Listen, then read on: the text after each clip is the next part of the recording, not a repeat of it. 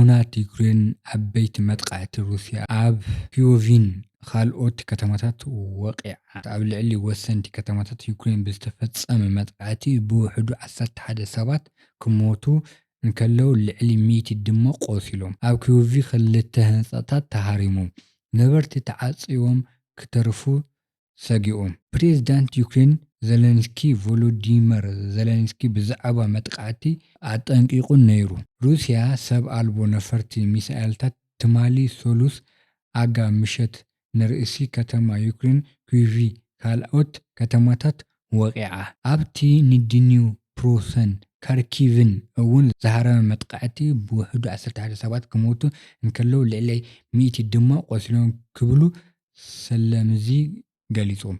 ዝሓለፈ ሰሙን ክሬምሊን ኣብ ዩክሬን ኣብ ትሕቲ ቁጽጽር ሩስያ ዝርከብ ዞባ ሉሃንስክ ኣብ ዝርከብ መደቀሲ ክፍሊ ብሰብ ኣልቦ ነፈርቲ ዝተፈጸመ መጥቃዕቲ ምላሽ ንምሃብ ኣብ ኪዮቭ ኣብ ዝርከብ ዕላማዊ ስርዓታዊ መጥቃዕቲ ክግበር ከም ዝሓሰበ ኣጠንቂቁ ነይሩ። ዩክሬን ነቲ መጥቃዕቲ ነጺጋቱ። ኣብ ኪዮቭ ኣብ ልዕሊ ልዑላት ህንጻታት ዓበይቲ ኣብ 24 ደብሪ ዘለዎ ህንጻታት ኣፓርታማታት ብዝተፈጸመ ጥርጡር መጥቃዕቲ ሚሳኤል ምፍራስ ከም ዘሰዓበን ሰባት ኣብ ትሕቲ እቲ ፍርስራስ ተዓጽዮም ክኾኑ ከም ዝኽእሉን ከንቲባ ርእሰ እቲ ከተማ ቪታሊ ክሊሽኮ ገሊጹ።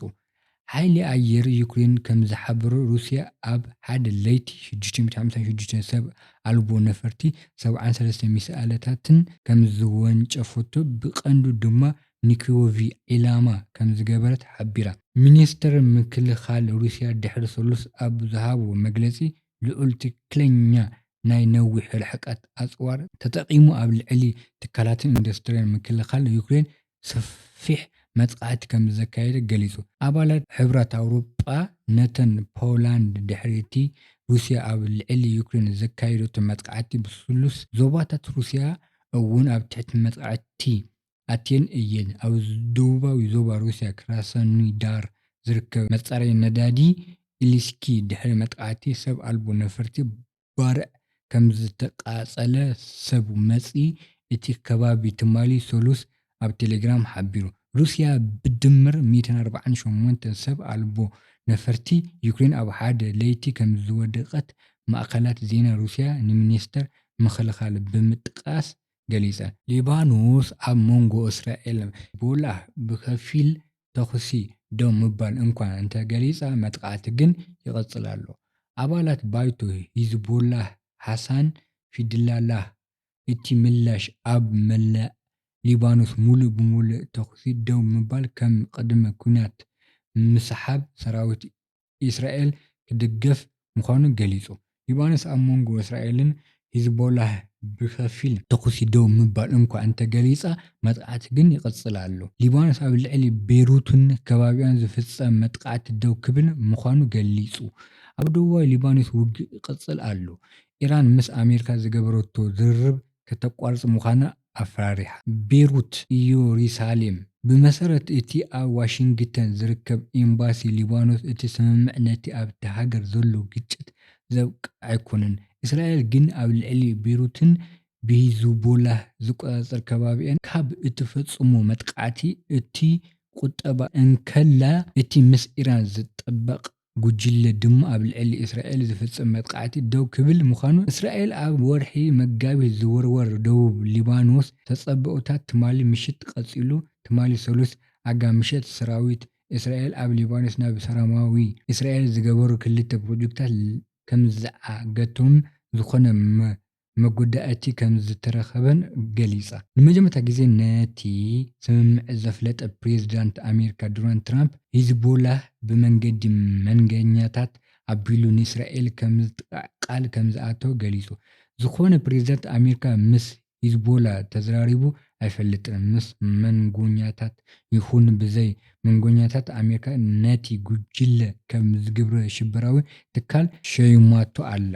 ትራምፕ ብተወሳኺ ቀዳማይ ሚኒስትር እስራኤል ቤንጃሚን ኔታንያሁ ንቤይሩት ክስሕብ ከም ዝተሰማምዐ ገሊጹ። ድሕሪ ምእዋይ ትራምፕ እስራኤል ኣብ ደቡባዊ ሊባኖስ ወተሃደራዊ ስራሕቲ ክትቀጽል ምዃና ገሊጻ።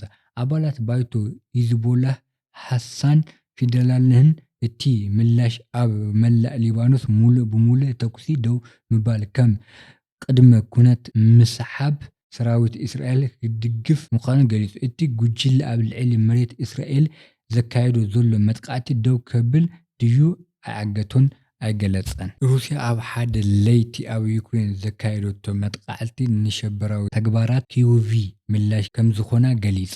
ሚኒስትር ምክልኻል ሩስያ ብሰሉስ ኣብ ዝሃቦ መግለጺ ኣብ ልዕሊ ዩክሬን ኣብ ሓደ ለይቲ ዘካየዶ ስራሕ መጥቃዕቲ ሰፊሕ መጥቃዕቲ ነቲ ኣብ ውሽጢ ሩስያ ኣብ ልዕሊ ዝረኸቦ ዒላማታት ሽበራዊ ተግባር ዝበሎ ምላሽ ምዃኑን ንዝተፈላለዩ ወተሃደራዊ ዒላማታት ዩክሬን ከም ዝወቅዐ ገሊጹ። ነዚ ዩክሬን ከም ዝበልዎ ሰብ ኣልቦ ነፈርቲ ሚሳኤላታት ሩስያ ትማሊ ሰሉስ ኣጋ ምሸት ንርእሲ ከተማ ዩክሬን ኪየቭን ካልኦት ከተማታት ከም ዝሃረሙን ብውሕዱ 11 ሰባት ከም ዝሞቱን ቁስለ ልዕሊ 100 ድማ ከም ዝቆሰሉን ድሕሪ ናይ መዓልትታት መጠንቀቕታ ብዛዕባ መደብ ሞስኮ ዓብዪ መጠንቀቕታ ንምፍጻም ምዃኑ ገሊጻ። ኣብ ሓደ ለይቲ ንሸበራዊ ተግባራት ስርዓት ኪየቭ ምላሽ ንምሃብ ዕጡቓት ሓይልታት ፌደሬሽን ሩስያ ልዑል ትክክለኛ ዘለዎ ናይ ነዊሕ ርሕቀት ኣብ ኣየር መሬት ባሕርን ዝተመርኮሱ ኣንጽዋር ተጠቂማ ሰፊሕ መጥቃዕቲ ኣካይዶም ክብል ሚኒስትር ምክልኻል ሩስያ ኣብ ዘውፅኦ መግለፂ ሓቢሩ። ሩስያ ኒኩይቭ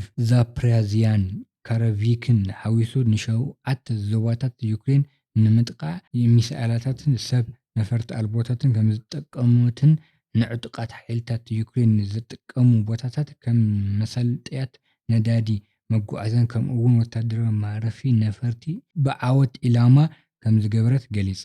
ክሬምሊን ዝሓለፈ ሰሙን ሩስያ ሕነ ንምፍዳይ ኣብ ዩክሬን ኣብ ዝርከበቶ ዒላማታት ስርዓት መጥቃዕቲ ክትገብር ከም እትጅምር ኣጠንቂቃ ነይራ። እቲ ኣብ ምብራቃዊ ዩክሬን ኣብ ዝርከበቶ ብሩስያ ዝቆፃፀሮ ሉሃንስክ ኣብ ዝርከብ መደቀሲ ተምሃሮ ኣዕናዊ ዩክሬናዊ እዩ ዝብል 21 ሰባት ቀቲላ። ኣብ ኬንያ ኣብ ልዕሊ ሳይት ኢቦላ ኣሜሪካ ዝተኻየደ ተቃውሞ 2 ሰባት ቀቲሉ ቤት ፍርዲ ብሎክ ይገብር። ኣብ ማእኸላይ ኬንያ ኣብ ዝተኻየደ ተቃውሞ 2 ከም ዝተቐተሉ ምንጭታት ሓቢሮም። ፕሬዚዳንት ኬንያ ሩቶ ንመወሸጢ ቦታ ይከላኸል ቤት ፍርዲ ንተወሳኺ 3 ሰሙን ብሎክ ኦን መሳለጥያ ኣናዊሑ ኣሜሪካ ብመስራሒታት ትበርር ሰራሕተኛታት ዋላ እንኳ ትእዛዝ ቤት ፍርዲ እንተሃለወ። ናይሮቢ 2 ሰኔ 2026 ኤፍቢሲ ቤት ፍርዲ ኬንያ 2 ሰባት ዝተቐተሉ ተቃውሞታት ዘበገሰት መወሸጢ ኢቦላ ኣሜሪካ ንተወሳኺ 3 ሰሙናት ዓጽዩ መንግስቲ ምስ ዋሽንግተን ዝገበሮ ስምምዕ ክገልጽ ኣዝዩ። ኣብ ማእከላይ ኬንያ ኣብ ዝርከቡ መደብ ሓይሊ ኣየር ኣብ ዲሞክራሲያዊ ሪፐብሊክ ኮንጎ ወይ ኡጋንዳ ኮሮና ቫይረስ ዝተቃልዑ ኣሜሪካውያን 50 ዘለዎ ኣሃዱ ቀርብ ተሓሲሱ ንብዙሓት ኬንያውያን ኣቆጢዕዎም ኣሎ። ኣሜሪካ ንሕሙማት ኣብ ምሕብሓብ ዘስዕቦ ሓደጋ ጥዕና ከም ዘወረደት ይኸሱ። ቤት ፍርዲ ኬንያ ዝሓለወ ሰሙን ኣብ ሕጋዊ ጠባቂ ጉጅለ ዝቐረበሉ ክሲ ምላሽ ብምሃብ ነቲ ውጥን ንግዚኡ ኣቋሪፅዎ። ይኹን እምበር ወተሃደራዊ ነፈርቲ ኣሜሪካ ኣብ ዝሓለፈ መዓልትታት ብሰራሕተኛታት መሳርሕታት ምብርባር ከም ዝቐጸለት ሓደ በዓል ስልጣንን ዲፕሎማስያውን ምንጭታት ኣሜሪካ ሓቢሮም። ዳኛ ላዕለዋይ ቤት ፍርዲ ኬንያ ፓትሩሻ ኒያውዲ ትማሊ ሰሉስ ነቲ ጉዳይ ቅድሚ ምፍታሑ መንግስቲ ኬንያ ኣብቲ ኣብ ከተማ ናኒዩኪ ዝርከብ መሳለጥያ ንምህናፅ ወይ ስራሑ ንምጅማር ዝኾነ ስጉምቲ ከይወስድ ዝኽልኸል ትእዛዝ ኣውፂኡ።